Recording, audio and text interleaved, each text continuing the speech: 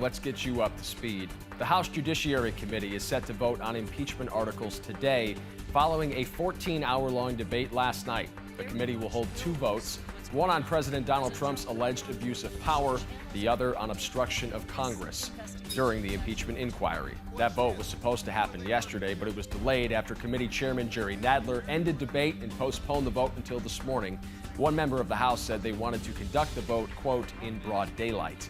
If the committee votes to approve those articles of impeachment, they'll go before a full vote in the House of Representatives. Lawmakers seem to have reached a deal on the federal budget just days ahead of another government shutdown. It's still unclear exactly what is in the $1.4 trillion budget, but it likely includes money for border wall construction. The bill will need to be signed before next Friday to keep the federal government open. Phoenix Fire Chief Kara Kalkbrenner is scheduled to have a double mastectomy today as she battles breast cancer. She's served for 30 years. She's the first woman to serve as Phoenix Fire Chief. Since taking over the sixth largest fire department in the country, the chief has been an advocate for firefighters' safety when it comes to cancer.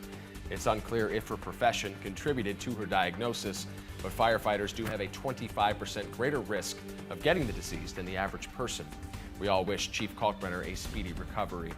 You're now up to speed. You can always find the latest news on our website. The address is 12news.com or download the 12 News app for free.